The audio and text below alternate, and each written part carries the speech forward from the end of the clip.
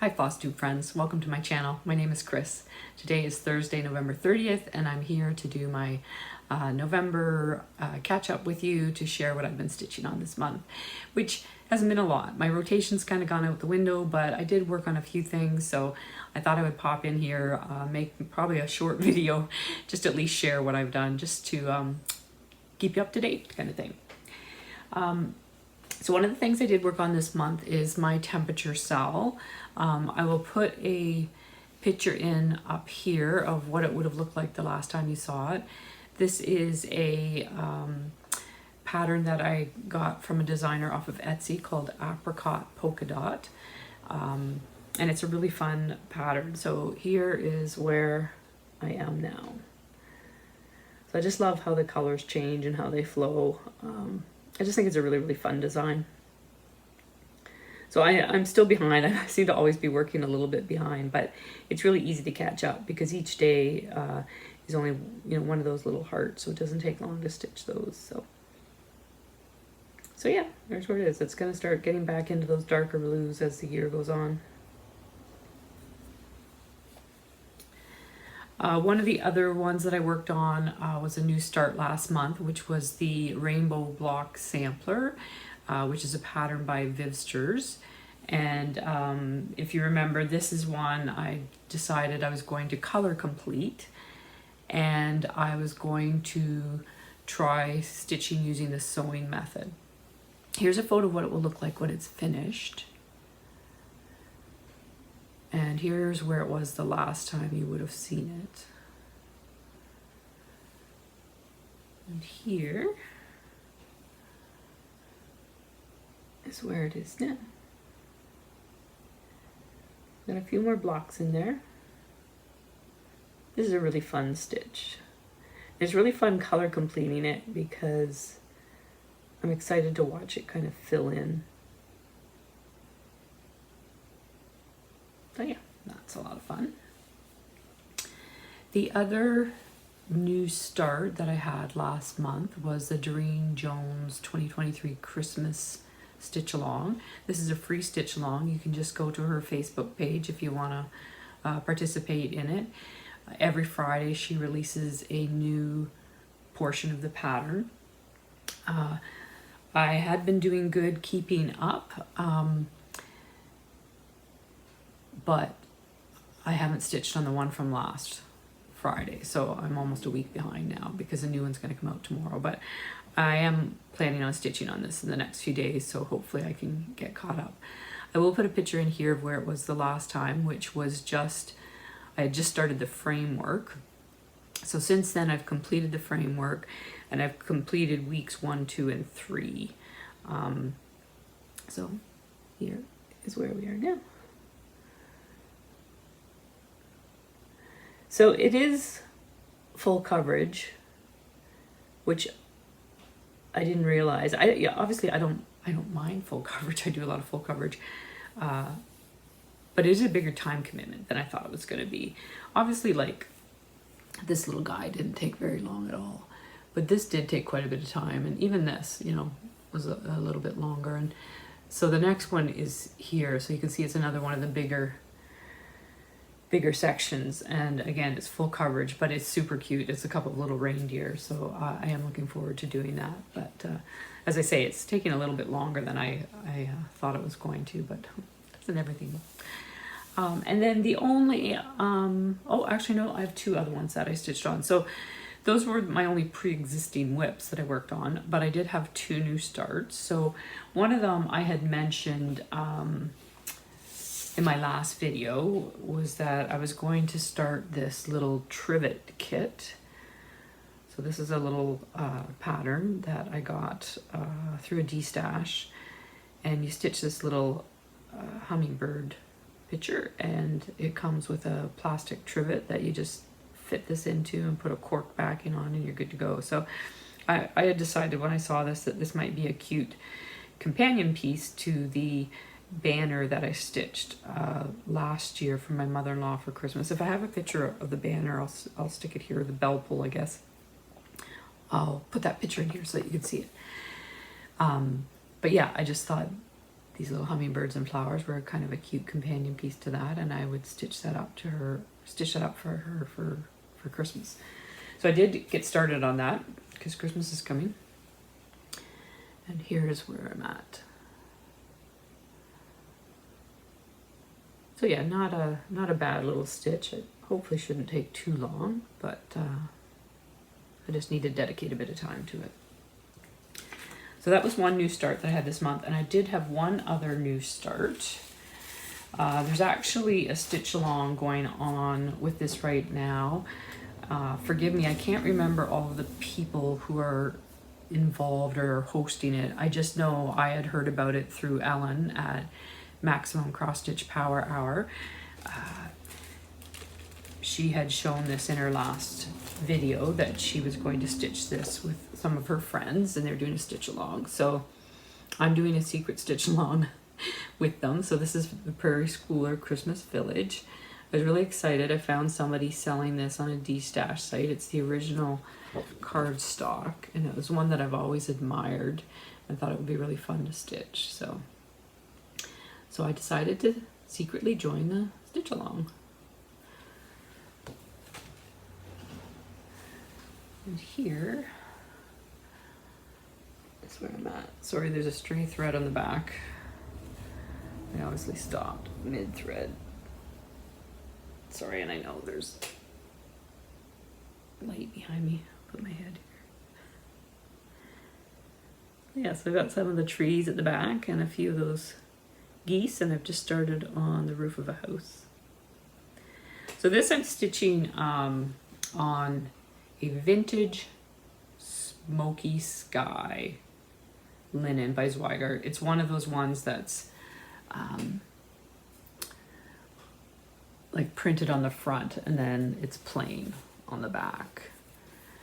But it's just this really cool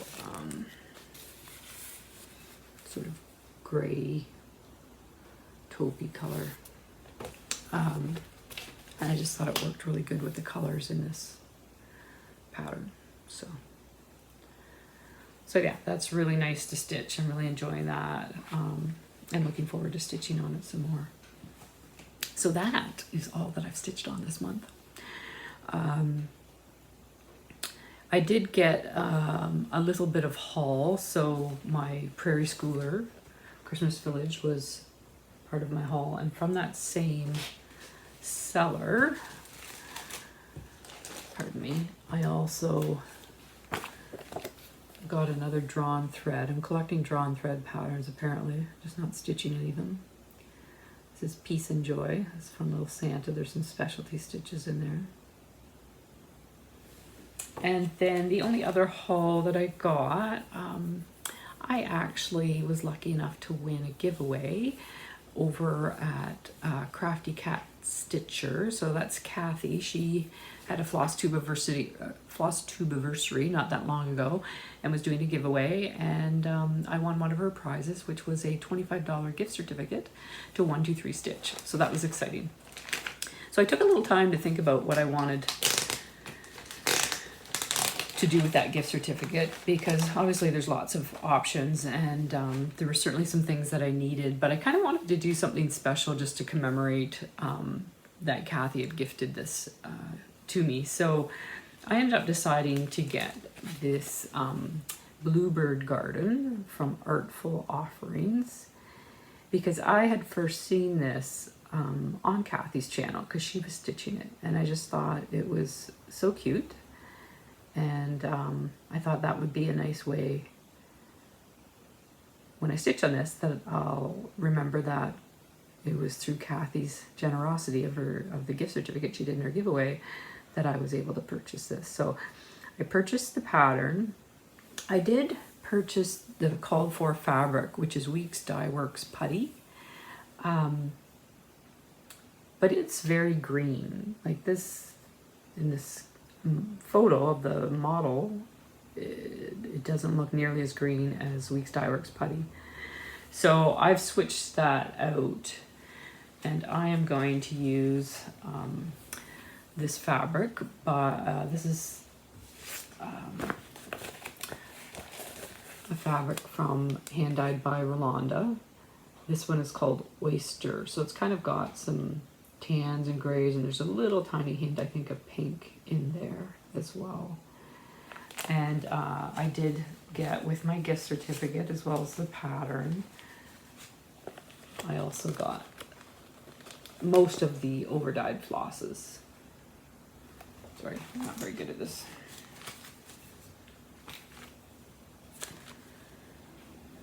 So there's the colors. Now there is a yellow in there as well.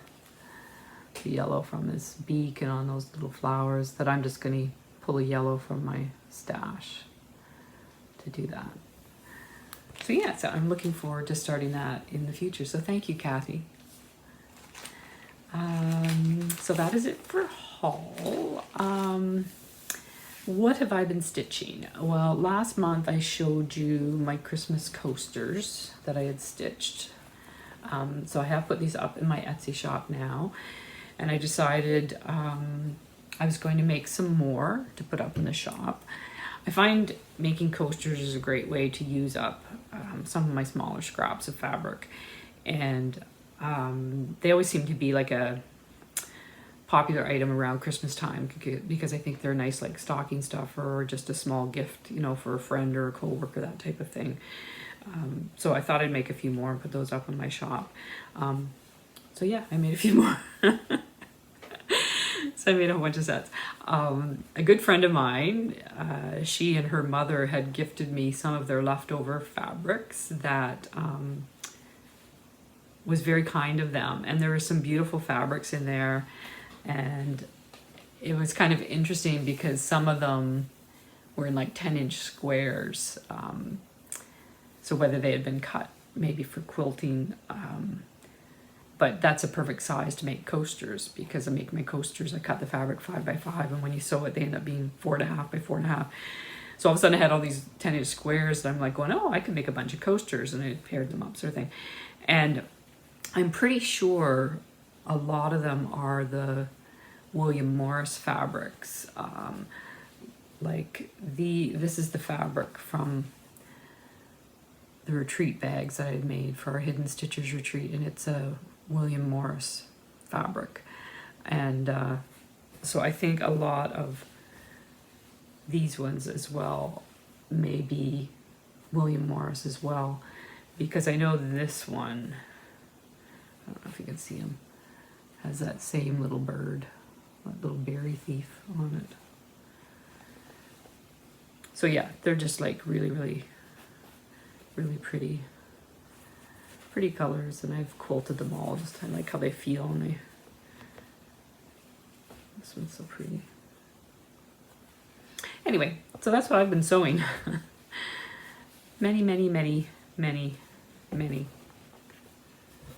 many coasters. I don't have a fun finds on Instagram for you this month. Sorry about that. But I thought it might be fun. One of the things I've been doing a little bit with my time when I haven't been stitching is I've kind of gotten back into jigsaw puzzles. I think it maybe started when I was just sort of searching advent calendars to see what's out there and see if there's anything interesting. Last year I actually did a puzzle advent, which was this one, which is really fun, and I'm going to do that again this year. And I had done a cross-stitch advent through Pastime Pieces, which is a quilting and cross-stitch store here in Southern Ontario. But I didn't get a cross-stitch advent calendar this year. So I was just kind of looking to see if there's something else, pardon me, if there's something else that might interest me or that I might like to do. And I think in my search I stumbled across jigsaw puzzle advents again, and I think I found somebody on YouTube that was reviewing them, and then I realized she had a whole channel on puzzles, on jigsaw puzzles. So apparently there's a whole like puzzle tube out there. There's people that make videos about the jigsaw puzzles, and yeah, like haul is a big part of their videos, which is incredibly enabling because you see brands and artists that you know that you are interested in, type of thing. But But yeah, so I kind of fell down a rabbit hole, and so I just started pulling out, because I have some jigsaw puzzles that I've purchased over the years. We've always been a family growing up, you know, that we would often do a puzzle around the holidays type of thing. So I've carried on that tradition where often every Christmas I'll pick up a puzzle or something to work on. I like working on a puzzle on New Year's Eve. So yeah, so when I was searching, I did find some puzzle advents and decided that maybe I would buy myself another puzzle advent to do in conjunction with the one that I had done last year with this one. And so I found this beautiful Lang advent calendar. So this is the puzzle image. This is what it will look like when it's done. So you know me and critters, that appealed to me right away. It's a beautiful box. Like, you could use the box on its own. This is a 12-day advent, so it comes like this. So each box is numbered. So I'm trying to decide whether I'm going to do it in conjunction with my 24-day one, or whether I'll even wait and do it the traditional 12 days after Christmas. But we'll figure that out. But ironically, I ordered that one and it came from the States, and it kind of got lost in shipping. Like, it said it was like out for delivery, and then it said it was delayed, and then they didn't have any tracking information, and it kind of just stayed like that for a good week. And I figured it's been lost. It's probably never going to come, and I really wanted to have a second option for an advent calendar. So I ended up ordering this one from a Canadian puzzling website, Puzzles Canada. And so this one's one of these big book styles. Ooh. And this one consists of 24 small puzzles. So I just really like this artwork. I thought that was pretty. Whereas the other two are one big image that each day you add a little bit to it. So yeah, so I ordered that one thinking the other one was lost, and then of course the other one did eventually show up. So now I have 3. So lots of advent puzzling that I can do in December. So yeah, so thanks for letting me share those with you. If anybody has any questions about that, or if you like doing jigsaw puzzles too, you know, leave a comment down below. Maybe we can talk puzzles. But yeah, I think that's sadly all that I have to share with you today. You know, my plans for December, I'm not going to worry about my rotation anymore. I'm kind of trying to sort my stitching out, trying to figure out what I'm going to do next year for my stitching. So for December, I'm just going to stitch on, you know, those projects that I just showed you, I think, or just whatever I feel like stitching on for the month of December. But I do know that I want to get the trivet done, so I really want to try to finish this little guy so that I can gift him to my mother-in-law. Sorry, this little guy. And I definitely want to stitch on my Prairie Schooler some more this month, so that's probably what I'll do. And I definitely want to catch up on my temperature cell, because I really would like to finish it by the end of the year. So my other plans that I thought I would share with you, in December, I have decided to do a little bit of a Flossmas type of situation. I have pre-recorded some parades. So every week, I'm just going to do a weekly video. I'm going to put up a different type of parade. So there's going to be previous finishes. There's going to be a new kit parade, because I've added so many new kits to my collection. There's going to be a kitted up parade, and then my year-end whip parade. So that's what I'm going to do to celebrate Flossmas this year. So keep an eye out for those. I'm also going to film a planning video of kind of what I'm thinking about next year and what I'm going to do with my stitching next year. So stay tuned for that one as well. But so that is it from me today. Thank you again if you're new. I'm glad you stopped by. If you're a returning viewer, it's always great to see you. I really appreciate everybody taking time out of their busy schedules to sit down and you know, check in to see what I've been working on. It really means a lot to me, your support for my channel here. So yeah, I guess I won't probably be me in this time right now. I won't be seeing you before Christmas. I know in my Flossmas parades, I believe I've wished everybody a Merry Christmas and Happy Holidays, but I will do that once more. If you're someone who celebrates Christmas, I hope you have a wonderful holiday season. If you don't celebrate Christmas, I hope your December goes well, and until next time, see you later. Bye.